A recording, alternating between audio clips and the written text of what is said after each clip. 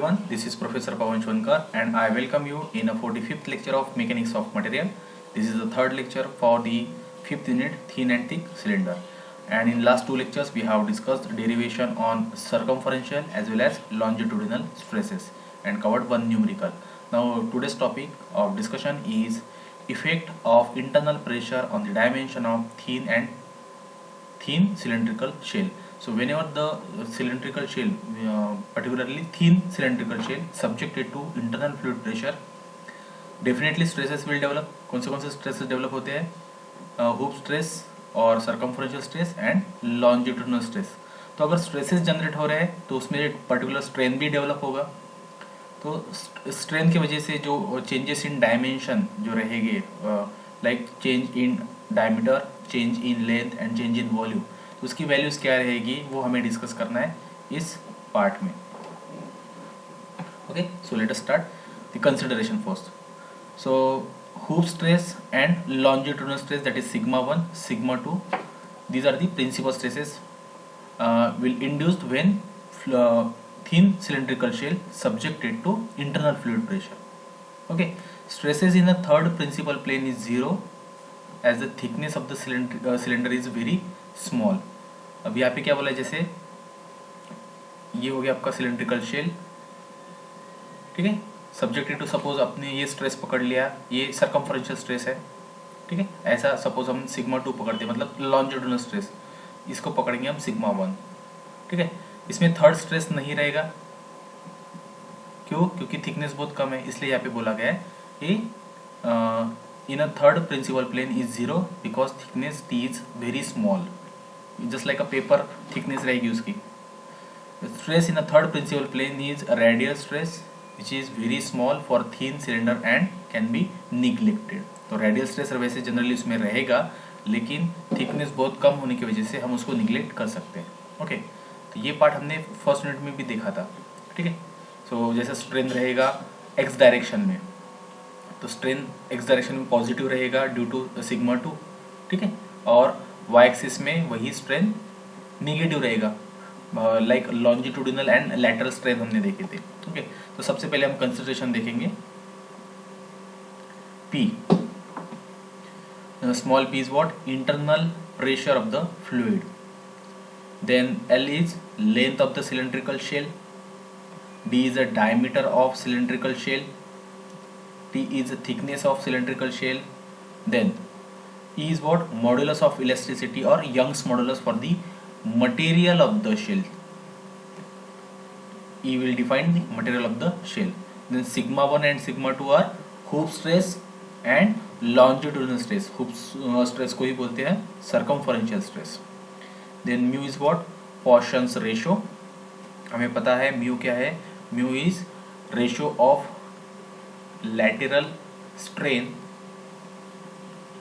by longitudinal strain.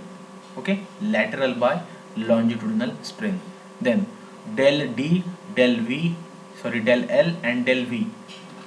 Del is what? Change in the dimension. So del D is change in the diameter. Then del L is change in length and del V is change in volume due to stresses set up in the material. जब material में stress develop होगा तो उसमें strain आएगा.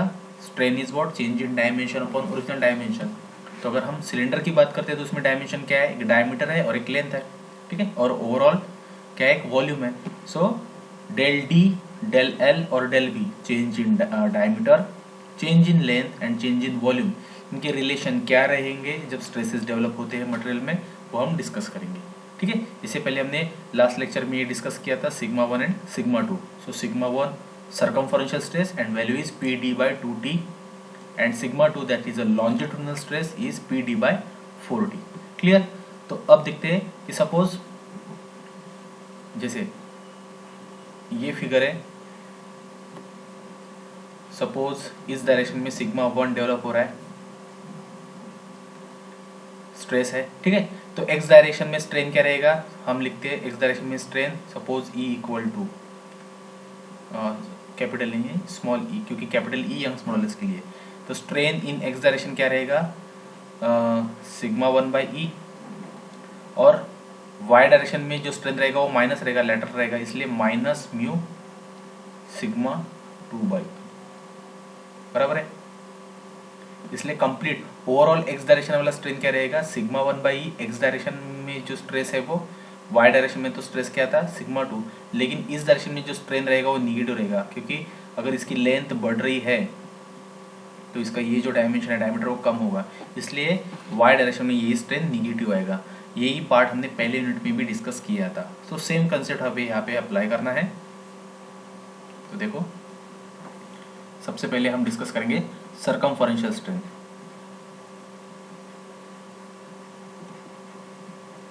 सर्कमफरेंशियल strain, सो सर्कमफरेंशियल strain ई क्या लिख सकते हैं हम, sigma 1/e minus mu sigma 2/e। Sigma 1/e हो गया आपका पॉजिटिव स्ट्रेन, और म्यू सिग्मा 2/e ये हो गया आपका लैटरल स्ट्रेन, क्योंकि एक डायरेक्शन में एक स्ट्रेन पॉजिटिव मिलेगा और उसके परपेंडिकुलर डायरेक्शन में वही स्ट्रेन आपको निगेटिव मिलेगा। तो एक हो गया आपका लैटरल, एक हो गया लॉन्जिट्यूडिनल, ठीक है, तो मतलब पॉजिटिव स्ट्रेन। अब इसमें सिग्मा 1 क्या है हमारा, सर्कमफरेंशियल स्ट्रेस है, और सिग्मा 2 क्या है, लॉन्जिट्यूडिनल स्ट्रेस। तो वैल्यू हमें पता है, हम पुट अप कर सकते हैं, ठीक है। सर्कमफरेंशियल स्ट्रेन को मैं E1 लिख देता हूँ, क्योंकि लॉन्जिट्यूडिनल स्ट्रेन भी निकालना है बाद में, ओके। तो E1 इक्वल टू सिग्मा 1 की वैल्यू क्या है, PD/2T और E as it is, okay, minus mu as it is. Sigma 2 की वैल्यू क्या है, PD/4T और E as it is, clear है। सो देखो E1, इसमें PD/2TE है और PD/4TE है, तो PD/2TE ये कॉमन निकाल सकते हैं, ये सभी टर्म इसमें कॉमन है, तो मैं कॉमन निकल रहा हूँ PD/2TE। ब्रैकेट में यहाँ पे क्या बचा 1 माइनस यहाँ पे है म्यू और PD/TE है, यहाँ पे 4 हमने 2 कॉमन निकाला, तो यहाँ पे बचा सिर्फ और सिर्फ 2, तो μ/2, सपोज इक्वेशन 1। तो ये हो गया सर्कमफरेंशियल स्ट्रेन की value, got it. Now second one, दूसरा स्ट्रेन कौन सा रहेगा, लॉन्जिट्यूडिनल स्ट्रेन। लॉन्जिट्यूडिनल स्ट्रेन,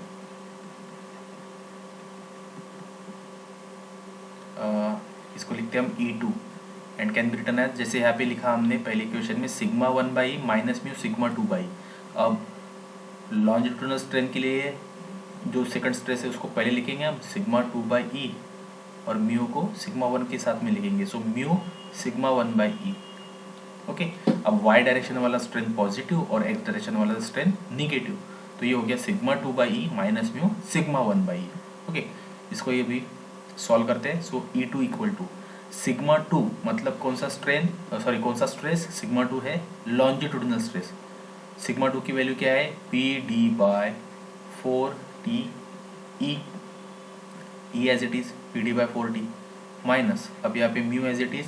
अब सिग्मा 1 की वैल्यू PD/2T और E as it is, okay. जैसे हमने ऊपर इक्वेशन में वैल्यूज पुटअप की सिग्मा 1 और सिग्मा 2 की, अब यहाँ पे हमने पुटअप की, बस फर्क क्या है, यहाँ पे सिग्मा 2 पहले है, सिग्मा 1 बाद में है।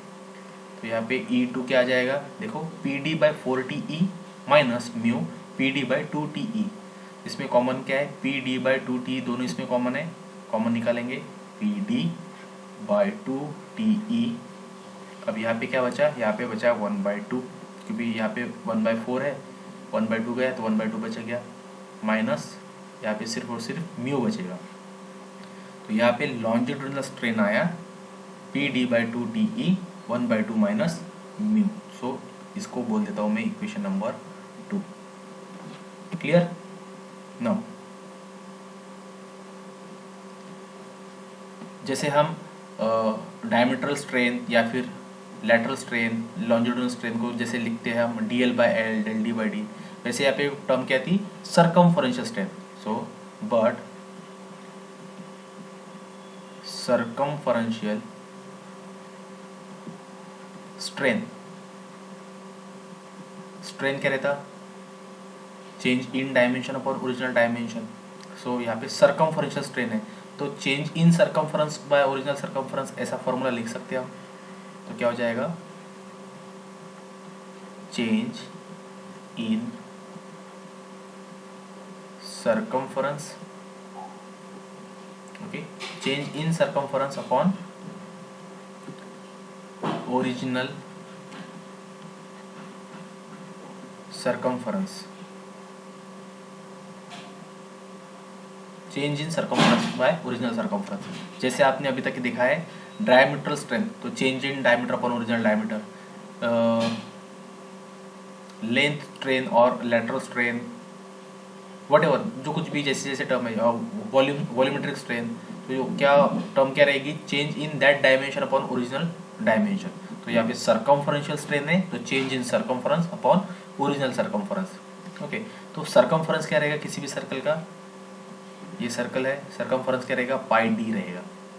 ठीक है, सो अगर पाई डी ये सर्कमफरेंस है, तो चेंज, अब चेंज क्या रहेगा, चेंज रहेगा final circumference minus original circumference. Okay, so इसी पार्ट को मैं फिर से लिख रहा हूँ, सर्कमफरेंशियल स्ट्रेन, इसको हमने E1 लिखा था। चेंज इन सर्कमफरेंस को हम लिखेंगे, चेंज कब मिलेगा, जब हम फाइनल में से ओरिजिनल माइनस करेंगे।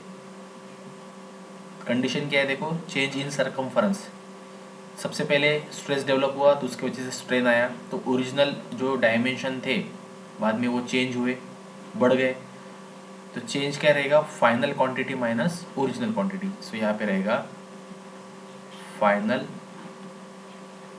Circumference minus original circumference divide by, divide क्या है, original circumference, original circumference. Okay, so final circumference by D. अब देखो सर्कमफरेंस है पाई डी, ये ओरिजिनल हुआ, फाइनल मतलब क्या, उसमें एक टर्म ऐड हो जाएगी, तो डी की जगह हो जाएगा वो डेल डी, मतलब डायमीटर बड़ा हुआ कितना रहेगा, डेल डी क्या था, हम देखो नोटेशन में यूज किया है, डेल डी क्या है, चेंज इन डायमीटर, तो इतना अमाउंट उसमें बढ़ गया है। ठीक है, तो बड़ा अमाउंट हमने ओरिजिनल में ऐड कर दिया, तो ये हो गया आपका final circumference, diameter plus it's additional part. ठीक है, ओरिजिनल प्लस चेंज, तो ये हो गया फाइनल सर्कमफरेंस, माइनस ओरिजिनल कितना है, as it is pi D, divide by original circumference again pi D. So यहाँ पे देखो pi D plus pi into del D minus pi D divide by pi D. So pi D get cancelled, यहाँ पे बचा pi into del D mine divide by pi into D, again pi get cancelled, तो यहाँ पे बचा del D by D, क्या आया, E1 equal to del D by D. But हमने सर्कमफरेंशियल स्ट्रेस E1 की स्ट्रेन E1 की value क्या फाइंड आउट की थी, देखो E1, हाँ यहाँ पे equation 1, E1 is P D by 2 TE 1 minus mu by 2, ये भी सर्कमफरेंशियल स्ट्रेन है और बेसिकली ये भी सर्कमफरेंशियल स्ट्रेन है। सो सपोज इक्वेशन नंबर 3 कर देता हूँ मैं। So equating equation 1 and 3, not 2, 2 वाला E2 है, तो E1 यहाँ पे del D by D equal to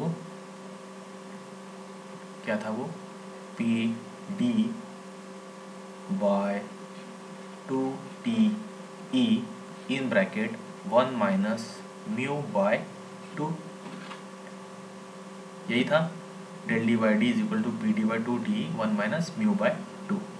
yes, so हमें क्या फाइंड आउट करना है, change in diameter. So del D equal to, ये डी इधर जाएगा, तो ये हो जाएगा P D square by 2 T E in bracket 1 minus mu by 2। तो चेंज इन डायमीटर के लिए ये रिलेशन है। हम डायरेक्शन में क्या पढ़ रहे हैं, इफेक्ट ऑफ इंटरनल डायमेंशन। तो डायमेंशन कौन सा है, डायमीटर, लेंथ एंड वॉल्यूम। तो स्ट्रेंथ की वजह से, सॉरी स्ट्रेसेस की वजह से डायमीटर में क्या इफेक्ट आएगा, सो चेंज इन डायमीटर ये रहेगा P D square by 2 T E in bracket 1 minus mu by 2। Okay, तो ये हो गया आपका एक पार्ट। सपोज इक्वेशन ए कर देंगे हम। वैसे हम डेल एल के लिए फाइंड आउट करेंगे। ओके, अब डेल एल के लिए जैसे del D strain E two, sorry strain E one क्या आया है, डेल डी बाई डी, वैसे ही सिमिलरली लॉन्जिट्यूडिनल स्ट्रेन मतलब स्ट्रेन इन लेंथ क्या रहता, वो रहता डी एल बाय एल। तो इसको हम ई टू लिख देंगे, ई टू क्या रहेगा, डी एल बाय एल और डेल एल बाय एल। ये था आपका circumferential strain del D by D, और लॉन्जिट्यूडिनल स्ट्रेन हुआ आपका डी एल बाय एल और डेल एल बाय एल। तो इक्वेशन इसको मैं 4 लिख दूंगा। वैसे E2 की वैल्यू इससे पहले भी हमने फाइंड आउट किए लॉन्जिट्यूडिनल स्ट्रेन की, that E2 is P D by 2 T E in bracket 1/2 minus mu. तब ये जो दो इक्वेशन हैं E2 और E2 का, ये हम इक्वेट कर देंगे। Means for longitudinal strain equating equation 2 and 4, मतलब E2 and E2, तो इधर है DL by L equal to, और इधर E2 क्या था, ये equation PD by 2T 1/2 minus mu. Okay, क्या था, PD by 2TE in bracket 1/2 minus mu. Yes, okay. So यहाँ पे DL निकलना है हमें, DL क्या हो जाएगा, PDL, ये L ऊपर जाएगा, divide by 2TE in bracket 1/2 minus mu. ये जो रिलेशन है ये मिल गया हमें लेंथ के लिए, चेंज इन लेंथ के लिए। फाइनली गॉट इट, ये क्लियर हुआ है। देखो डेल डी मिला हमें P D square by 2 T E 1 minus mu by 2, और डी एल मिला P D L by 2 T in bracket 1 minus mu. ठीक है, तो ये दोनों फॉर्मूले हम जब न्यूमेरिकल सॉल्व करेंगे कि चेंज इन डायमीटर क्या है in case of thin cylinder और चेंज इन लेंथ क्या है, तो ये हमें डायरेक्ट न्यूमेरिकल में फॉर्मूले हम यूटिलाइज कर सकते हैं। ओके, तो चेंज इन वॉल्यूम वाला पार्ट है, डीवी वाला part. So what is volumetric strain. अब वॉल्यूमेट्रिक स्ट्रेन क्या होता है, volumetric strain is defined as ratio of change in volume to the original volume. So EV equal to क्या है, del V bye V, ये होता है डेल V बाय V। तो अब इसकी वैल्यू क्या रहेगी, सबसे पहले तो हम डिस्कस करेंगे। जैसे हमने सर्कमफरेंशियल स्ट्रेन या फिर लॉन्जिट्यूडिनल स्ट्रेन को डिफाइन किया था डेल D बाय D और डेल L बाय L, वैसे डेल V बाय V ये हो गया। इसकी वैल्यू क्या रहेगी ये हम डिस्कस करते हैं सबसे पहले। तो वॉल्यूमेट्रिक स्ट्रेन को हम क्या लिख सकते हैं, सबसे पहले तो volumetric strain can be written as change in volume upon original volume, जैसे हमने ऊपर लिखा है। सो चेंज इन वॉल्यूम मतलब क्या है, final volume minus original volume divide by original volume. Okay, change in final volume minus original volume upon original volume. Now volume क्या रहेगा, सिलेंडर का वॉल्यूम रहेगा बेस का सर्कल और height, so pi by 4 D square. ठीक है, अब जो फाइनल वॉल्यूम के लिए जो डायमीटर रहेगा वो D प्लस डेल डी रहेगा, बस उतनी चेंजेस हमें करने हैं। तो यहाँ पे देखो क्या हो जाएगा, फाइनल वॉल्यूम में पाई बाय 4 तो है एज इट इज़, और डी स्क्वायर का हो जाएगा D plus del D bracket square, बस इतना चेंज है, इंटू एल है, सॉरी इंटू एल। अब एल सिर्फ एल रहेगा क्या, लेंथ भी चेंज होगी, तो वो सॉरी ये हो गया एरिया आपका pi by 4 into D square, और एल ये हो गया आपका टोटल वॉल्यूम। तो बस हर एक नोटेशन में वो टर्म ऐड करनी है, तो डायमीटर हो जाएगा डी प्लस डेल डी और एल हो जाएगा एल प्लस डी एल, तो ये हो जाएगा L plus D L minus original volume pi by 4 D square L divide by original volume क्या है pi by 4 D square L. ठीक है, मैं ओवरऑल पाई बाय 4 यहाँ से कॉमन निकाल के नीचे जो बेस वाला पाई बाय 4 उससे डिलीट ही कर देता हूँ, मतलब कैंसिल कर देता हूँ। ऊपर क्या बचेगा D plus del D bracket square into L plus D L minus D square into L divide by D square into L, इतना। अब नेक्स्ट पार्ट क्या रहेगा, नेक्स्ट पार्ट में हमें ये सब ब्रैकेट सॉल्व करने हैं, तो एक बार सॉल्व कर लेते हैं। A plus B bracket square है, तो D square plus del D square plus 2d del D, ये हो गया एक ब्रैकेट, इसके साथ में ब्रैकेट है L plus D L minus D square L as it is divide by यहाँ पे है डी स्क्वायर इंटू एल ना। देखो ये जो ब्रैकेट है D square plus del D square plus 2d del D, इसको इस ब्रैकेट से मल्टीप्लाई करेंगे, मतलब एल से पहले पूरे ब्रैकेट को मल्टीप्लाई करेंगे प्लस डेल एल से करेंगे, तो मैं पहले एल से कर रहा हूँ, तो यहाँ पे हो जाएगा D square into L plus del D square into L plus 2d del D into L. अब डेल एल से करेंगे प्लस डेल एल से करेंगे तो D square into D L plus del D square into D L plus 2d del D into D L. बस bracket का multiplication किया हमने, माइनस ये वाली term D square into L divide by D square into L. हमने दोनों bracket का multiplication किया है जस्ट, बाकी कुछ भी नहीं किया है।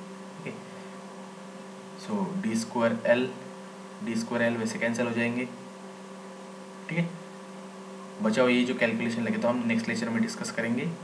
फिलहाल डी स्क्वायर एल और ये डी स्क्वायर एल वैसे कट जाएंगे। बचा क्या है यहाँ पे, रिमेनिंग टर्म में लिख रहा हूँ del D square into L plus 2d del D into L plus D square D L plus del D square into D L plus 2d del D del L by D square into L. ठीक है, बस मैंने ये दो term cancel की। ये part हमने इससे पहले भी किया है, बस इसमें अगली स्टेप हमारी क्या रहेगी, जैसे हम जो छोटे टर्म है जैसे डेल डी हुआ, इसके अगर हायर पावर है वो हम निगलेक्ट करते हैं, या फिर दो छोटी टर्म का अगर मल्टीप्लिकेशन है तो वो हम यहाँ पे 2d del D del L है, ओके एल है ये, तो जो छोटी टर्म है जैसे डेल डी और डेल एल इनका मल्टीप्लिकेशन है, ये बहुत छोटी छोटी टर्म है as compare to D and L. Diameter length बड़ी है लेकिन डेल डी और डेल एल बहुत छोटे छोटे, तो छोटी टर्म के मल्टीप्लिकेशन या फिर छोटी टर्म का हायर पावर ये हमें निगलेक्ट करना है। तो ये पार्ट हम नेक्स्ट लेक्चर में कंटिन्यू करेंगे। Okay, we will stop here. Thank you.